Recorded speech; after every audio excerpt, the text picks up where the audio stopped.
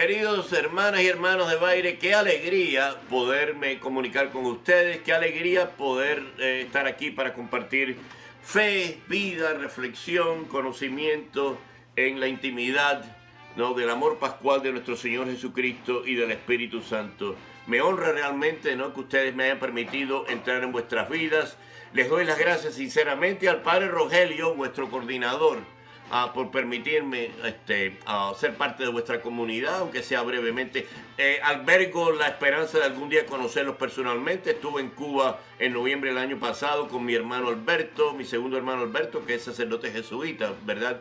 De este lado del estrecho de la Florida, le doy las gracias a mi amigo y hermano Joaquín Pérez por originalmente haberme invitado a hacer esto, a Silvia Muñoz, a quien ustedes conocen, por el apoyo que ella me ha dado, a mi cuñado Francisco Javier Müller por brindar la casa para esta ocasión, y a Rodolfo González, ¿no?, por brindar su pericia técnica para hacer esto. Una advertencia: originalmente yo pensé que esto era solamente una grabación, no pensé que me iban a filmar mi bella cara, ¿verdad?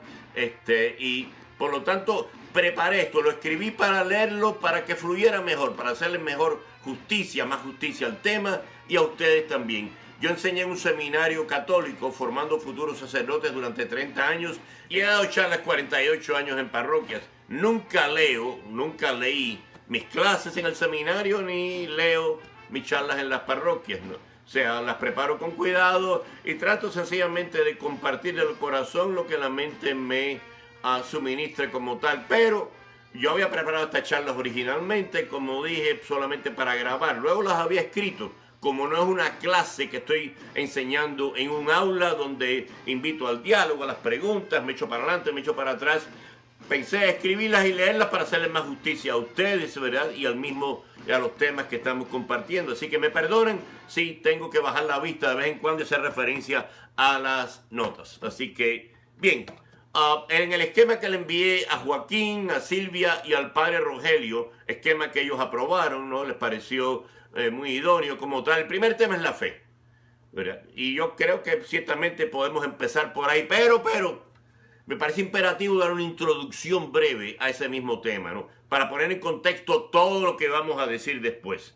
Fíjense, todo hablar teológico y doctrinal sobre Dios, ¿verdad?, tiene que ser al mismo tiempo una convergencia feliz, ¿no?, de lo que ya en tiempos antiguos los grandes doctores y maestros llamaban la síntesis de fe y razón, ¿verdad? Una síntesis feliz de estas dos cosas, estos dos elementos sobre los cuales el Papa San Juan Pablo II nos recordó descansa la dinámica de nuestra fe, ¿no? O sea, fe y razón como tal, nuestra experiencia de fe, ¿no? O sea, pero fíjense, ya al decir que todo hablar teológico tiene a Dios como centro, todo hablar de Dios presupone una comprensión de este Dios, ya nos tropezamos con la primera dificultad, ¿no?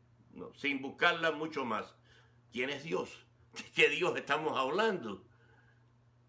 Porque el Dios que nosotros los cristianos, con ese Dios con el cual nos relacionamos, al cual oramos, ¿verdad? Tiene un carácter y un perfil concreto y específico. Dos grandes teólogos alemanes del siglo XX, uno luterano, Wolfgang Pannenberg, el otro jesuita católico, Karl Rahner, por separado, ¿verdad?, nos han dado la misma perspectiva. Dios es uno solo, por supuesto, y es Dios para todos. Los seres humanos, todos los hombres y mujeres que han sido, son y serán. Pero, para un cristiano, Dios es, como San Pablo insiste obsesivamente, es el Dios y Padre de nuestro Señor Jesucristo, ¿no? Luego, ¿quién y qué cosa es Dios? O para decirlo con más osadía, ¿de qué cosa está hecho Dios, no? Presupone, ¿no?, la realidad de la presencia de Jesucristo. Jesucristo pertenece a la definición misma de Dios, ¿no? Ya Santo Tomás de Aquino, un gran maestro y teólogo del siglo XIII, ¿no?, nos dijo hace 745 años, hace tiempo de eso, ¿no es verdad? Que no basta creer en Dios si no creemos primero en la encarnación. Eso lo escribió hacia el final de su vida, unos 3 años antes de morir, en un comentario que él hizo a la carta a los hebreos. No basta creer en Dios si no creemos en la encarnación. Luego, ya de entrada, vamos a hablar de Dios y de temas relacionados con nuestra fe en Dios, del Dios que se autorrevela, que se autocomunica. Jesucristo tiene que, ¿verdad?, ser dimensión central y elemento dinámico, ¿no?, de todo lo que vamos a decir, ¿no? Las Escrituras, por un lado, y la historia de la predicación, celebración y pensamiento de la iglesia, lo que llamamos tradición, que incluye la predicación oral de los apóstoles, así nos lo dice, ¿verdad? O sea, Jesucristo es parte de la definición de Dios. Para un cristiano, pues, Dios no es un ente lejano allá flotando por arriba de las nubes, ¿no? Del cual emana todo lo que existe, como por un acto de magia. ¡No! No. El Dios al cual le oran los cristianos es un Dios que arde en el fuego inextinguible de un amor apasionado, vulnerable, de autoentrega. Y como lo dice San Pablo, primera carta a los Corintios, si lo quieren buscar, capítulo 1, versículos 18-25, el amor de Dios, San Pablo lo dice, es loco, es demente. Son palabras fuertes, ¿no es verdad? ¿Cómo que hablar de Dios con un amor demente? San Pablo usa la palabrita griega morón. Morón es una palabra que ha pasado en nuestro vernáculo de hoy en día. Lo usamos para insultar a la gente. Yo por lo menos, ¿verdad? Me gusta insultar a cierta gente con eso. Oye, chico, tú eres un morón, no entiendes lo que yo digo. San Pablo dice que el amor de Dios es morón. Así lo dice, o sea, demente, un amor loco, ¿verdad? Loco, hasta la locura de la cruz, ¿no? ¿En qué consiste la locura de Dios? O mejor, este amor huracanado, demente, incomprensible para nosotros, ¿no? Fíjense, si están escuchando esta grabación o mirándome la cara, que es verdad, y les pido perdón por tener que mirar mi cara, ¿verdad? Ya mi esposa lo ha tenido que hacer 35 años, ¿no? Y eso ya la verdad ya le justifica su beatificación. Pero bueno, si están escuchando o mirando esta grabación en un halo parroquial de vuestra parroquia o en vuestras casas, todo lo que tienen que hacer es voltear la mirada y mirar el crucifijo colgando de la pared. Ahí, solamente ahí conocemos cómo Dios es Dios. Y como veremos más adelante, cómo y por qué la fe de la iglesia, fundamentada en las escrituras y la fe de los apóstoles, afirma el misterio más aparentemente absurdo. Jesucristo es todo Dios.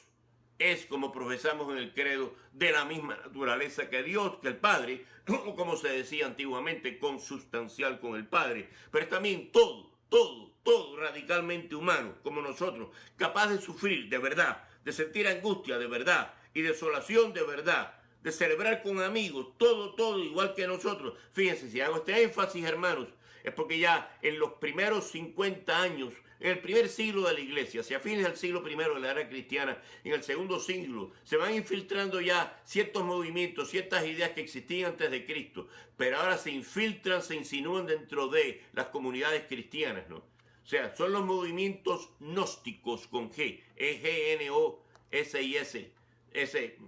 gnósticos, G-N-O-S, T-I-C-O-S, gnósticos, ¿verdad? Del griego gnosis, conocimiento. Estos fulanos negaban o disminuían la humanidad de Jesucristo. O sea, decían que todo lo que fuera material, todo lo que fuera capaz de ser visto con los sentidos, incluyendo la humanidad de Jesucristo, era sospechoso de, ¿no? Y no inculpable de corrupción como tal. O sea, la salvación era para un grupo de escogidos como tal, de los espirituales. El resto de nosotros éramos la chusma, ¿no? Los carnales, ¿no? La ralea como tal. Pero eso, o sea, estos gnósticos afirmaban, y un grupo extremo dentro de estos gnósticos, ¿verdad? Los docetas, viene de una palabra griega que significa ilusión óptica. Decían que la humanidad de Cristo era una ilusión óptica. ¿Cómo el Hijo de Dios, ¿verdad?, eterno como el Padre, puede contaminarse con la bajeza, con la miseria de nuestra condición humana como tal? Surge entonces a fines del siglo, mediados de la segunda mitad del siglo II, ¿verdad? Muere hacia el año 202 de la era cristiana uno de los más grandes teólogos de la iglesia antigua, San Ireneo, ¿no? Ireneo confronta a estos gnósticos diciendo que precisamente, ¿no? En esa encarnación del Hijo de Dios conocemos cómo Dios es Dios como tal, ¿no? Y Él es humano como nosotros en todos. Hay quienes piensan, cuando se lee en el capítulo 11 de San Juan, la resucitación de Lázaro, pues el capítulo 11, versículos 33 al 38, 3 veces se nos dice que Jesús se perturbó emocionalmente. Y la segunda vez dice, Jesús lloró. Algunos dicen, bueno, pero era Dios, ¿cómo puede llorar? Eso lo hizo para darnos buen ejemplo, ¿verdad? Como una especie de simulacro, ¿no? Como un actor representando un papel, ¿no? En el estrado de la historia. No. Jesús sintió dolor de verdad, como lo sentimos nosotros al morir un amigo. Nos comparte, ¿no?, con nosotros toda la angustia de la condición humana. Todo esto lo veremos con detalle más adelante. Me estoy adelantando, me estoy como apresurando un poco aquí. No apresurando, estoy siendo un poco prematuro en los temas. Más adelante, ¿no? Quizá la semana que viene, seguramente la semana que viene vamos a abordar el tema de la cristología, o sea, la comprensión, ¿no?, teológica de la persona de Jesucristo.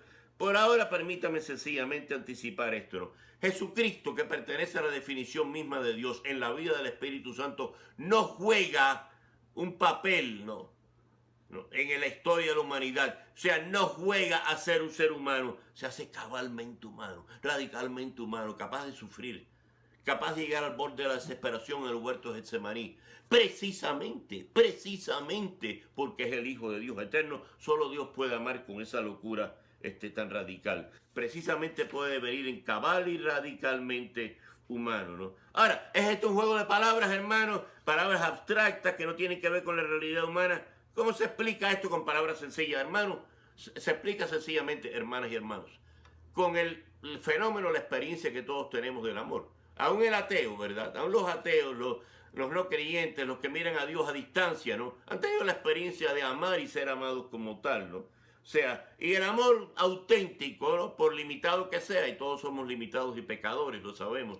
El amor auténtico, ¿verdad?, implica una entrega incondicional, riesgosa y apasionada hacia el otro. Dios nos ha amado en la persona de Jesucristo con esa entrega vulnerable, riesgosa, apasionada y loca. Recuerden, demente, ¿no? Pura entrega, puro encuentro vulnerable como tal, ¿no?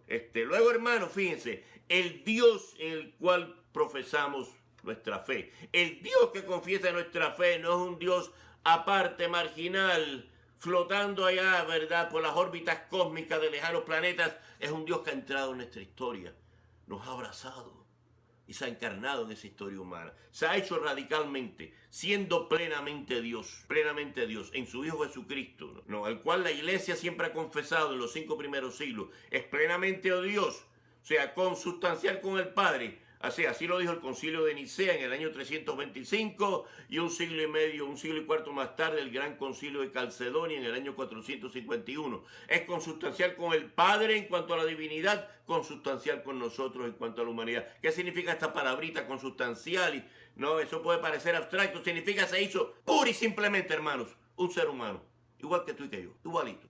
Pero pudo sufrir, por supuesto. Es que esa es la esencia misma de Dios. Dios es compasión, Dios es pura misericordia, Dios es, como nos dice la primera carta de San Juan, capítulo 4, versículos 8 y 16, Dios es amor, ¿no? Palabra estática quizás, palabrita algo abstracta si se deja ahí, o concepto piadoso, devocional, blandengue como tal. No, el amor es una dinámica riesgosa, apasionada, entregada. El amor, como nos decía Santa Teresa de Calcuta, duele. Amar de verdad, auténticamente, duele. Es la experiencia más gozosa y liberadora que hay. Es la más riesgosa también. Vamos entonces a pasar al primer tema, el tema de la fe, ¿no? Como en muchos temas que vamos a tratar aquí, hermanos y hermanas, es bueno aclarar malos entendidos. O sea, es bueno empezar diciendo, ¿no? Esto a mí me gustaba hacerlo cuando yo era profesor en el Seminario Católico de San Vicente de Paúl, ¿no? Empezar aclarando, ¿no? O sea, qué cosa no es la fe, qué cosa no es la revelación, quién no es Jesucristo, cosas por el estilo, ¿no? ¿Qué cosa no es la fe? Pues miren, la fe primero que nada no es un asentimiento a una doctrina, a una proposición, a una idea, ¿no?, que se nos antoja irracional, que haga violencia al sentido común, algo así como creer en un círculo cuadrado, o a otro nivel quizás, ¿verdad? O sea, creer en dragones volando por el aire o fantasmas que se deslizan en la noche. Eso no es fe. La fe no es creer en Dios sin apoyo de la razón. O sea, decir que sí a la fe en Dios solamente porque la iglesia lo dice, o mis padres me lo enseñaron, o lo leí en el catecismo. La fe siempre, como lo han dicho dos grandes teólogos que acá que mencioné hace un rato, ¿verdad? Santo Tomás de Aquino y el alemán Karl Rahner. La fe siempre presupone la razón. Presupone no en el sentido condicional, exige la razón. La fe exige la razón, no porque la fe dependa de la razón, no porque la razón sea la que engendre la fe, no porque la fe emane de la razón, sino porque toda fe descansa precisamente, ¿no?, en la realidad del ser humano. Toda fe es encarnacional. ¿Qué significa eso? Toda fe parte, ¿verdad? Se halla, se celebra, se experimenta, ¿no? En la realidad humana como tal, o sea, no en conceptos flotando como el aire como tal, o sea, la fe presupone la razón humana, ¿verdad? Una fe, ¿no? Que presupone, ¿no? Un asentimiento de mi parte, apretando los dientes, bueno, lo voy a creer porque tú lo dices, pero yo, para mí esto no tiene sentido. O sea, una fe irracional no es fe, no es fe auténtica, ¿no? Aparte de eso, la fe no es algo aparte del conocimiento humano. Escuchamos esto con frecuencia. Bueno, yo soy racional, o yo soy un hombre o mujer de ciencia. Yo creo solamente lo que la ciencia puede demostrar. El único conocimiento real es el conocimiento de la ciencia. La única realidad es la realidad científico-racional. No, hermanos, no, qué trágico es esto. Esto es trágico, hermanos. La fe añade a nuestro conocimiento porque nos pone en contacto con la realidad más real. Perdónenme el mal español ahí, ¿no? Perdónenme la redundancia sintáctica, ¿no? La realidad más profunda que es realidad, o sea, en el sentido de experiencia nuestra como tal, es el Dios trinitario, ¿no? Y lo que Dios ha hecho con nosotros, ¿verdad? No hay nada, mejor dicho, nadie más real que Dios. Cuando yo afirmo que Dios es Padre, Hijo y Espíritu Santo, más adelante veremos en detalle la doctrina de la Trinidad, ¿no? No estoy hablando fantasías, ni cuentos de hadas, ni mitologías antiguas. No es una creencia en cosas irracionales ni contradictorias a la buena ciencia, sino todo lo opuesto. No, es apertura a la realidad más auténtica que existe, ¿no? También veremos esto en más detalle, pero fíjense, no existe contradicción entre la fe auténtica y la ciencia auténtica más rigurosa. No la puede haber, porque ambas tienen que ver con la verdad, en formas diferentes, en dinámicas diferentes, pero ambas tienen que ver con la verdad, ¿no? La fe presupone la razón, luego la fe no puede, es imposible afirmar, mejor dicho, es imposible que la fe, ¿verdad?, esté en contradicción con la ciencia o al revés como tal, ¿no? El Papa Francisco, ¿no?, en la encíclica La Luz de la Fe, Lumen Fide, probablemente escrita en colaboración con el Papa Benedicto XVI, ¿no? El mismo Papa Benedicto, al comienzo de su encíclica Dios es amor, Deus Caritas Est, nos recuerda algo muy elemental, algo que tiene sus raíces en las Sagradas Escrituras y en la fe de los apóstoles y en los primeros autores, los llamados padres de la iglesia, ¿no? O sea, ¿no? Y que es sencillamente esta, ¿no? O sea, la fe es anterior a decir que sí a las doctrinas que nos propone la iglesia. Pongo, por ejemplo, la doctrina de que Dios es tres personas en un solo Dios. Padre, Hijo y Espíritu Santo en un solo Dios. Que Jesucristo es, como dijimos hace un momento, todo Dios y todo humano, todo hombre, ¿no? Y que la presencia de Jesús está ahí realmente, ¿verdad? La encontramos y la recibimos realmente en el pan y el vino consagrados. Anterior a nuestros asentimientos a estas doctrinas y dogmas que son importantes, no me entiendan mal, son importantes, pero anterior a eso, la fe es un sí a una invitación a un encuentro personal con Jesucristo. La fe es una relación viva, ¿no?, con alguien que abraza toda la creación, o sea, con una persona crucificada y viviente. Estoy citando casi al pie de la letra al Papa Benedicto, anterior a ser electo Papa, cuando era profesor de teología. Joseph Ratzinger era su nombre, ¿verdad? Y enseñó en 4 universidades alemanas. Él ya hacia los años 60, hacia fines de los años 60, había escrito esto, ¿no? Más adelante el Papa Francisco nos lo repite, ¿no? O sea, y miren, hermanos, prestemos atención, esto es clave. La fe, si se va a comprender en su esencia más íntima, si vamos de verdad a testimoniar y a proclamar lo que es la fe en su realidad más íntima, esto es clave tener esto en mente. La fe es una relación, la fe es relacional, ¿no? Es un sí a la invitación discreta, sutil, tierna, apasionada, vulnerable y riesgosa que nos hace Jesucristo. Me han oído repetir ya, apasionada, vulnerable y riesgosa.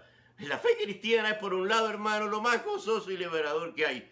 Es lo más riesgoso que hay también, porque implica una comunicación, una autodádiva de toda nuestra vida. Dios no quiere, no, compartir nuestro corazón, el apartamento de nuestro corazón con otros inquilinos. Lo quiere para Él solo. Y una vez que Él está ahí, pueden entrar los demás sin duda, ¿no? Estamos hablando en conceptos abstractos, ¿acaso? De nuevo, que no tienen nada que ver con la vida práctica de vuestra fe allá en Baile o la mía, ¿no?, aquí en la Florida como tal. Todo lo contrario, ¿no? Pues ustedes dirán, pero una relación, ¿cómo eso me puede comunicar la fe? O sea, el hecho de que yo pueda creer que Dios es Trinidad, tres personas en un solo Dios, que la presencia real de Jesucristo en la Eucaristía y todo eso. Miren, hermanos, muy sencillo. La explicación es muy sencilla, no requiere leer filosofía ni grandes abstracciones, ¿no? Yo tengo un colega al seminario, un hombre santo y brillante que se llama Antonio López, el doctor Tony López, como lo conozco, ¿no? Hemos sido hermanos en el espíritu desde hace 46 años, ¿no? Tony López Villalta y yo. Si Tony entra por la puerta de la sala donde yo estoy grabando esto en este momento, ¿no? Desmadejado, sudoroso, y me dice, Sisto, acabo de ver un accidente horrible allá en la esquina. Tremendo, ¿verdad? O me comunica cualquier otra noticia. ¿Cuál sería mi reacción? O sea, un hombre en el cual yo tengo total confianza, un hombre que ha sido mi hermano en el alma, un hombre que es reconocido por todo el mundo, no solamente por mí, con un hombre de integridad, no uno que va por ahí engañando a la gente, ¿no? O sea, ¿cuál sería mi primera reacción? Decirle, no, Tony, no.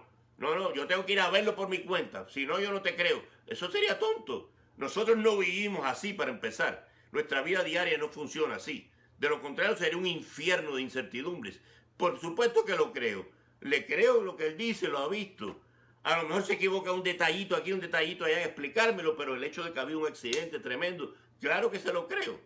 ¿Por qué? Porque me ha comunicado algo, ¿verdad? Me ha comunicado algo que parte de su experiencia. ¿Y quién me lo comunica? Una persona en la cual, ¿verdad?, yo confío plenamente. La fe, por lo tanto, es un acto de un confiar. Y el confiar está basado en lo que, bueno, para volver a mi amistad con el doctor López, ¿no? Más que amistad es una hermandad. ¿Qué es lo que me une a él? ¿Cuál es el vínculo que me une a él? El vínculo del amor. Sí, él y yo nos peleamos a veces, hemos tenido peleas, como pasa en toda familia, ¿no?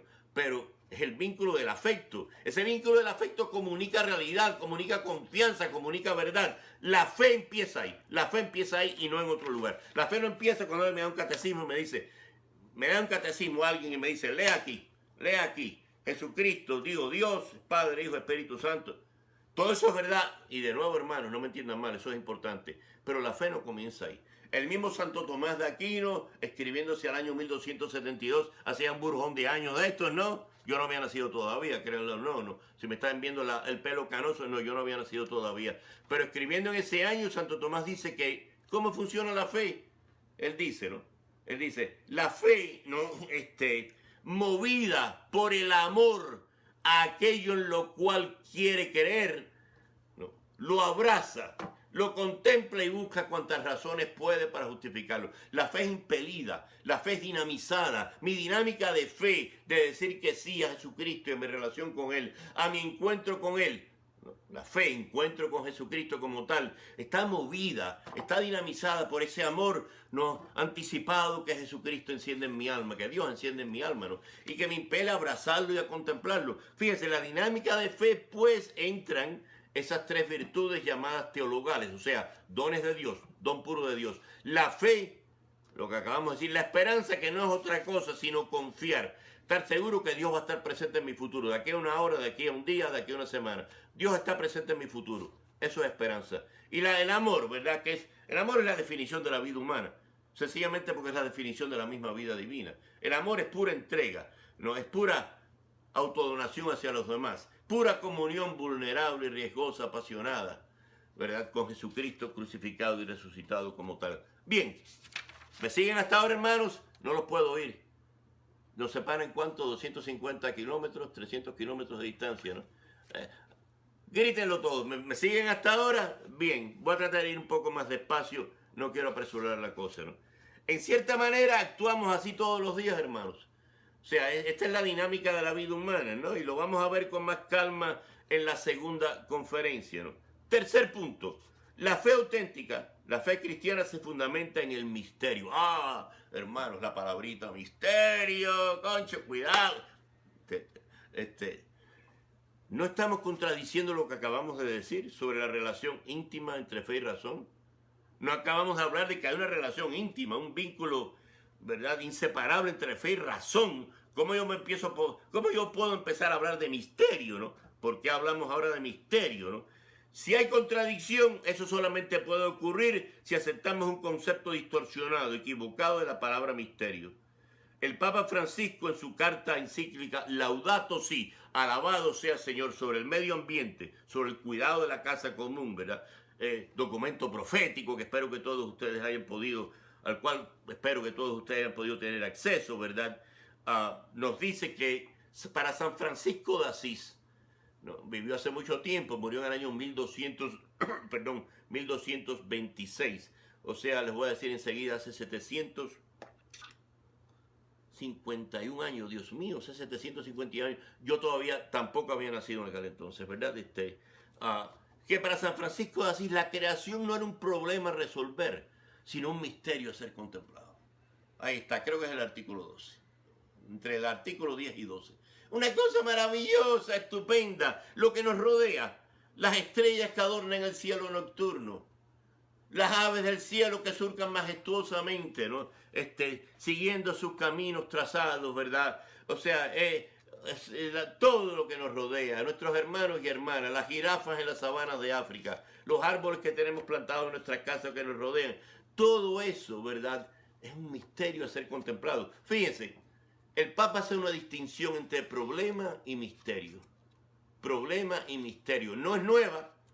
Esa distinción ya la había planteado un filósofo francés llamado Gabriel Marcel a principios, mediados del siglo XX más o menos, ¿no? O sea, decía este filósofo, ¿no?, que un problema es algo que está delante de nosotros, algo externo a nosotros, o, para usar la palabra técnica, extrínseco a nosotros. Es un problema resolver. Ejemplo de problema. Se rompió mi carro. Bueno, el mecánico de autos tiene delante de sí un problema. ¿Por qué se rompió? ¿Qué pieza funcionó mal, no? Como tal. Los problemas del universo. A veces hablamos de los misterios de la ciencia. Los misterios del universo. Los científicos, los astrónomos tratando de elucidar, de averiguar cómo exactamente comenzó el universo físico que nos rodea, ¿no? Hablamos de los misterios del universo. En realidad esos son problemas a resolver. Hablamos más frecuentemente, ¿no?, de los misterios de detectives. Un detective, la policía trata de descubrir el misterio de quién, ¿no?, cometió el crimen. En realidad eso no es un misterio, eso es un problema a resolver como tal, ¿no? ¿Qué cosa entonces es misterio? Si todos esos son problemas, ¿no? ¿Qué cosa es un misterio? Miren, la dificultad de discernir, de separar o de distinguir misterio de problema, la dificultad de distinguir un misterio de un problema, parte del hecho que en la vida diaria, en nuestro hablar diario, usamos ambas palabras como sinónimos, ¿no? Se me ha perdido mi pasaporte y lo tenía en la mano ahora, que esto es un misterio que se me haya perdido, ¿no? ¿Te has fijado como fulanito, que siempre era tan jaranero, ahora está muy melancólico, está actuando muy misteriosamente, ¿verdad? En realidad estamos hablando de problemas. Se me perdió el pasaporte, tengo el problema de encontrarlo, ¿no? Hay el problema, fulanito tiene el problema de, ¿no?, de resolver porque ahora su carácter se ha vuelto más melancólico, ¿no? Misterio es esto, hermanos. Misterio es esto. No hemos todos en algún momento de nuestras vidas gozado de una bella puesta de sol, que es imposible reducir a una descripción. Háblame de la puesta de sol, dibújala en una pizarra. Eso es imposible. Nos embarga, nos deja mudos, nos llena de pasmo y asombro. Clave eso, pasmo y asombro. La belleza de ese evento. Una madre que tiene en sus brazos a su primer hijo, su primogénito, recién nacido, y ve esa nueva vida, y esto es mío, y está en pasmo y asombro mirando a este niño o esta niña, el misterio del amor, de amar y ser amado. Dibújame amor, dibújame qué cosa es amor en una pizarra. Exprésalo en términos de una ecuación matemática. Imposible.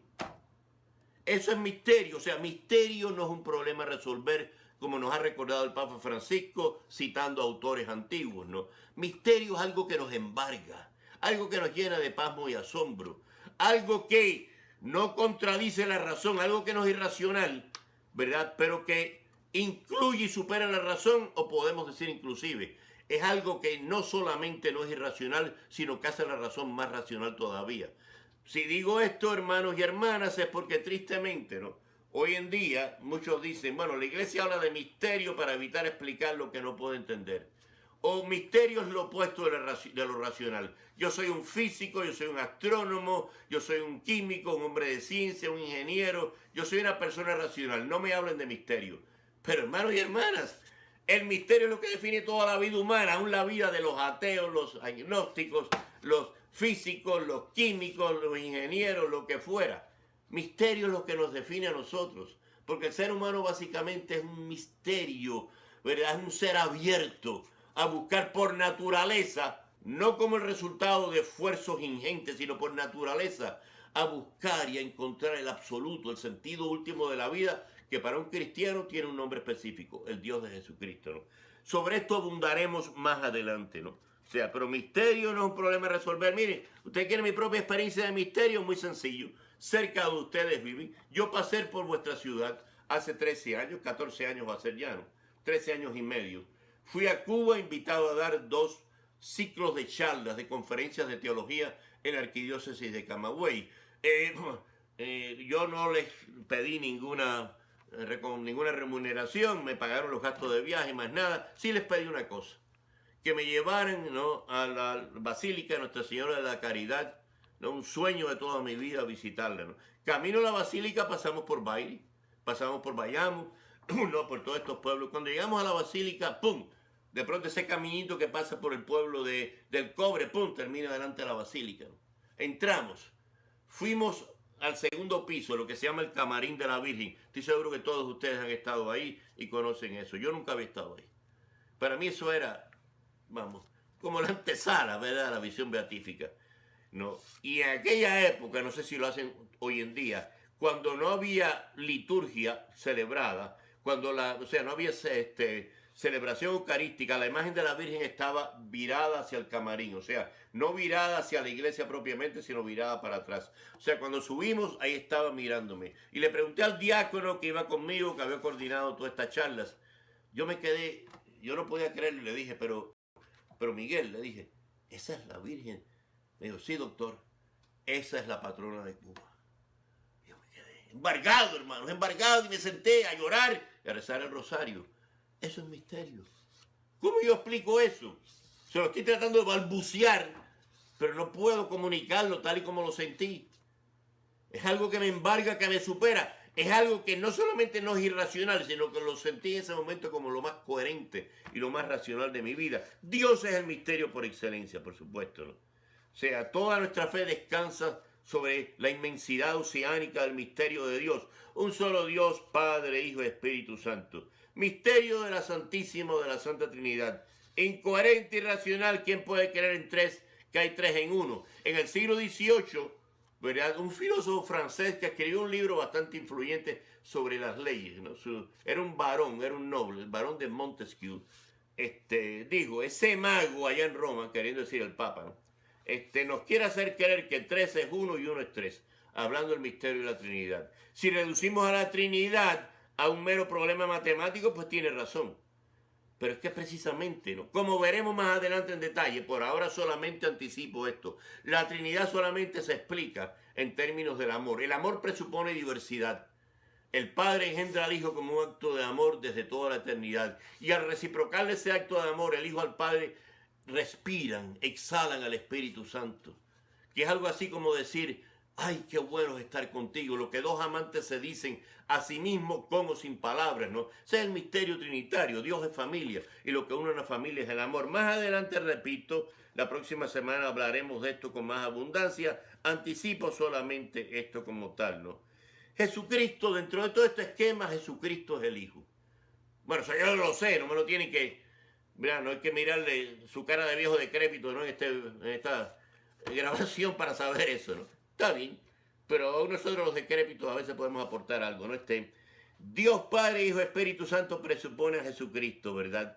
O sea, los evangelios ponen en boca de Jesús, los 4 evangelios, un total de 170 veces las expresiones el Padre, mi Padre, vuestro Padre, 101 de las cuales están en el Evangelio de San Juan, ¿no?, que es el Evangelio de la filiación divina de Jesús por excelencia, o sea, Jesús como Hijo de Dios, ¿no? Esto es un abordaje racional, ser hijo de un padre amante, esto es familia, todos hemos tenido experiencias de familia, a veces algunos más bellas y tiernas, otros no tantos, ¿no? Pero sabemos lo que es una familia, o sabemos cómo debe ser una familia, ¿no? O sea que misterio, y hablemos en concreto, el misterio de la Trinidad y otros misterios, entre comillas, ¿no?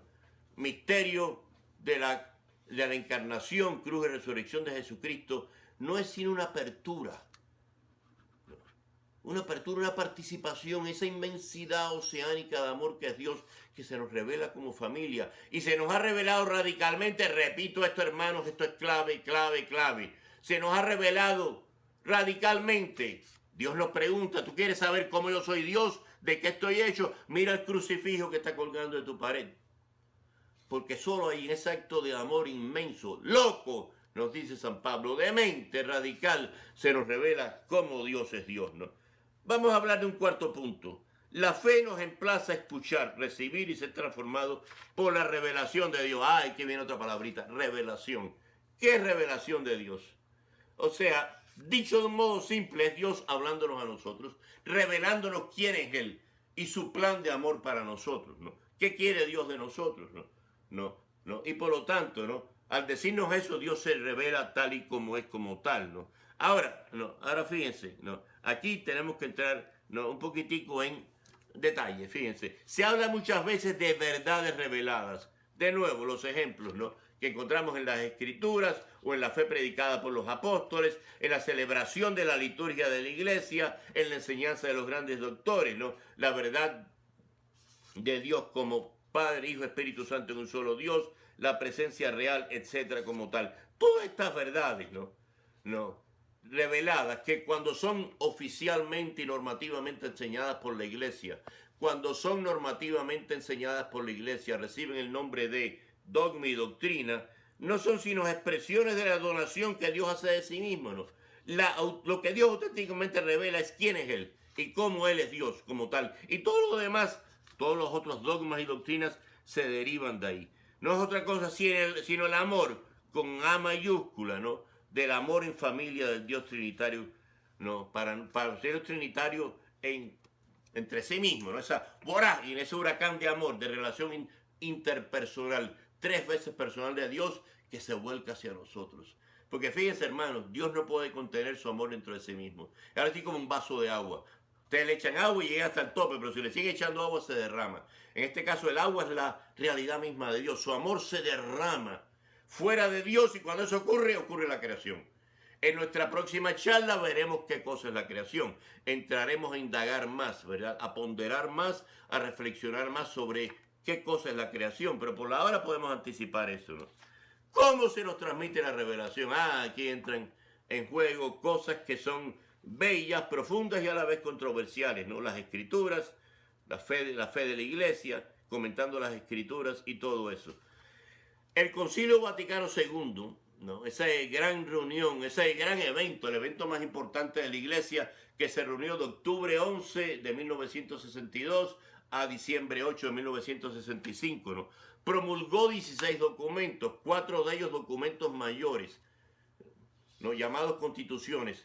En una de estas constituciones, ¿no? La constitución sobre la palabra, sobre la divina revelación llamada Dei Verbum o palabra de Dios. Documento bello, hermanos. No es un documento escrito, ¿no? En lenguaje vaticaneso, ese lenguaje abstracto que nadie lo entiende, a veces ni el mismo Papa, ¿no? Lo entiende como tal, ¿no? Lenguaje claro, accesible, pastoral, para el pueblo, pero es poético, es profundo y es bello. Y nos comunica una pasión por Jesucristo. Nos habla de cómo Dios transmite la revelación como tal, ¿no? Aquí es bueno aclarar alguna cosa, porque nuestras relaciones con nuestros hermanos y hermanas de las tradiciones cristianas no católicas, esto surge muchas veces, tristemente todavía surge como objeto de debate y acrimonia, más bien que como tema de unión y de comunión como tal, ¿no? Pensemos con la Biblia. La Biblia, como ya lo han dicho aún los antiguos padres de la iglesia, esos autores y doctores de los 6 primeros siglos, es el libro privilegiado de la iglesia. O sea, no podemos, es trágico decir que por algún lado está la Biblia y por otro está la iglesia. La Biblia surge en el seno de la iglesia. Incluyo aquí las escrituras del Antiguo Testamento, surgen dentro del seno de la comunidad del pueblo de Israel, ¿no? Y esas escrituras la iglesia cristiana las hace suyas, son inspiradas por Dios. Y dentro del seno de las iglesias cristianas van a surgir primero las cartas de San Pablo, luego los evangelios, etcétera, etcétera. O sea, las escrituras surgen dentro del seno de la iglesia como palabra inspirada de Dios, y porque son tales, palabra inspirada de Dios como tal, son entonces normativas para la misma iglesia. O sea, son el libro privilegiado de la iglesia, libro privilegiado de fe y de oración como tal. Y ahí vemos cómo el Antiguo Testamento y el Nuevo convergen, ¿verdad? Dijo uno de los grandes doctores de la iglesia antigua, ¿no? Que murió en el año 430 de la iglesia cristiana. Si cito esta fecha para que vean cuán antigua es nuestra fe, hermano. Esto no es una cosa que surgió allá por la tarde, ¿verdad? Se levantó ayer por la tarde un papa y empezó a decir estas cosas, ¿no? Porque no tenía otra cosa que hacer, ¿no? No antes de la cena, no, esto se remonta, ¿verdad? 2 milenios. Entonces, hermanos, entremos en un problema bello y fascinante, también controversial, ¿no? La revelación, Dios comunicándose hacia nosotros y cómo eso nos llega. En la próxima charla hablaremos esto con detalle, ese problema que tanto tiempo trágicamente ha resultado en divisiones entre la comunidad católica cristiana y los cristianos no católicos, ¿no? ¿Cómo interpretar la escritura? Vamos a hablar de eso, ¿verdad? Empezar a hablar de eso, por lo menos, tema clave, ¿no? Y cómo las escrituras y la fe de la iglesia nos comunican lo que Dios nos ha querido revelar. Así que, hermanos, de nuevo, muy agradecidos. Me estarán viendo la cara y oyendo mi voz muy pronto. De nuevo, gracias.